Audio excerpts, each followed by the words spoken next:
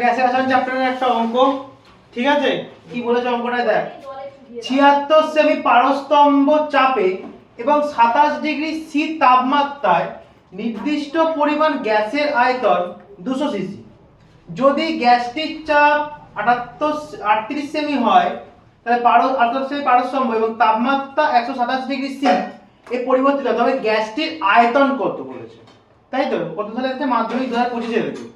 ফার্স্টে দেখ কি কি পেলাম আগে দেখে নিবি, তাই তো? ভৌতবিজ্ঞানের অঙ্কে ৭৬ সেই পারস্তম্ভের চাপ মানে P1 একটা আমি পেয়ে গেছি, তাই তো?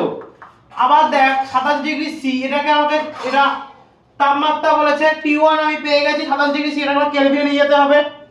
তারপর হচ্ছে আর কি পেয়েছি, আয়তন পেয়েছি, গ্যাসের আয়তন মানে V1 পেয়েছি, তাই তো? কি পেয়েছি? V1 পেয়েছি। আবার বলেছে গ্যাসটির চাপ, আবার একটা চাপ পেয়েছি, P2 পেয়ে গেছি ৭৮ সেমি, তাই তো? ৩৮ সেমি, কত? ৩৮ সেমি পেয়ে গেছি। এবার একটা পেয়েছি তাপমাত্রা, আবার পেয়ে গেছি, মানে হচ্ছে কত পেয়েছি এটা, তাপমাত্রা T2, তাই তো? কত পেয়েছি? ১২৭ ডিগ্রি সি, তাই তো? পরিবর্তিত। তবে আয়তন মানে তোকে V2 তোকে বার করতে দিয়েছে, এখানে দেখ সবই আছে, তাই তোকে কোন সূত্র লাগাতে হবে এখানে? এখানে হচ্ছে চার্লস আর বয়েলের সম্মানিত সূত্র লাগাতে হবে, তাই তো? কি সূত্র লাগাতে? চার্লস আর বয়েলের সম্মানিত সূত্র। সেটা সূত্রটা কি? চার্লস আর বয়েলের সম্মানিত সূত্রটা হচ্ছে, চার্লস আর বয়েলের সম্মানিত সূত্রটা হচ্ছে P1 V1 by T1 is equal to P2 V2 by T2, তাই তো? চল ফার্স্ট আগে কি কি পেয়েছে সেগুলো লিখি, তাই তো? ফার্স্ট আগে পেয়েছে আমরা P1 কত পেয়েছি বল? ৭৬ সেমি, তাই তো? হ্যাঁ কি না? P1 কত পেয়েছি? ৭৬ সেমি। P2 কত পেয়েছি? কত? 38 সেমি, তাই তো? এবার আমার তাপমাত্রাগুলো বলেছি আমরা কিতে কনভার্ট করব? সিতে আছে, আমি কেতে নিয়ে যাব, কেলভিন আনবো, তাই তো? হ্যাঁ কি না? T1 কত আছে বল?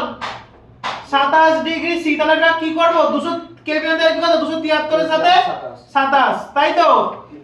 কত? 300 কে, তাই তো? কত হবে? 300 কেলভিন কে হয়ে গেল, ঠিক আছে? আবার T2 কত? T2 দিয়েছে, তাই তো? T2 কত আছে? ১২৭ ডিগ্রি সি, তাহলে আমাকে 273 এর সাথে ১২৭ মানে 400 হবে, তাই তো? 27 মানে 300 আর 100 মানে 400, তাই তো? তাহলে কত হবে? 400 কে হলো। এবার হচ্ছে একটা আয়তন পেয়েছি আমরা, একটা আয়তন পেয়েছি, তাই তো?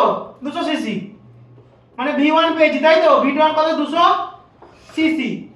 আমাকে তাহলে বার করতে হবে অন্তিম গ্যাসের আয়তনটা বার করতে দিয়েছে, হ্যাঁ কি না? তাহলে অন্তিম আয়তন কি? V2 ধরে নে। অন্তিম আয়তন কি? অন্তিম আয়তন কি ধরবি? V2। কি ধরবি? V2। তাহলে কি সূত্র লিখতে বললাম? চার্লস আর বয়েলের সম্বন্ধিত সূত্র, তাই তো? কি কি সূত্র অ্যাপ্লাই করবি? চার্লস ও বয়েলের সম্বন্ধিত সূত্র। কি সূত্রটা? P1 V1 by T1 is equal to P2 V2 by T2, তাই তো? দেখ আমরা ফার্স্টে বয়েলের সূত্র আমরা কি অঙ্ক করেছিলাম? P1 V1 is equal to P2 V2 আছে এখানে, P1 V1 is equal to P2 V2। আর বয়েলের চার্লস সূত্র আমরা কি অঙ্ক করেছিলাম? V1 by T1 is equal to V2 by T2। সব পেয়ে গেছিস এখানে, হ্যাঁ কি? দুটো মিলেছে, সূত্রটা মিলেছে, দুটো সূত্র। তাহলে চার্লস আর বয়েলের সম্বন্ধিত সূত্র হচ্ছে এইটা। এবার তাহলে মানগুলো বসাবো তো? আমার সব আছে, ভৌতবিজ্ঞানে আমি কি বলেছি পেয়ে গেছি, যা কিছু কি বার করতে হবে দেখে আমি সূত্র বসিয়ে করে ফেলবো, তাই তো? তাহলে করা যাক। P1 কত বলেছে বল? P1 কত আছে? 76। V1 কত আছে আমার কাছে? 200, তাই তো? T1 কত আছে আমার কাছে?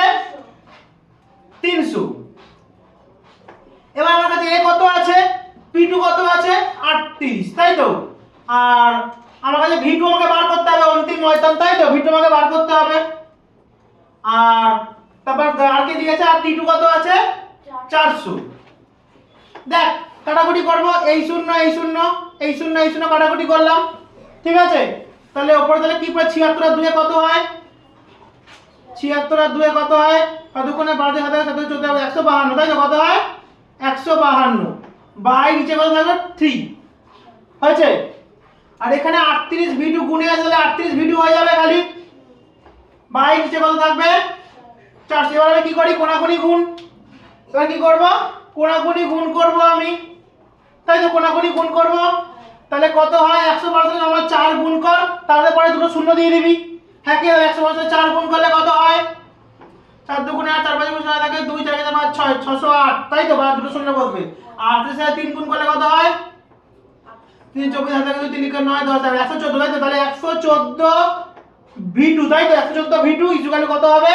আমার গুণ করে বেরিয়েছে 608, আর দুটো শূন্য আছে 400, দুটো শূন্য আছে, ওই দুটো শূন্য আমি দেবো তাই তো, দিলাম।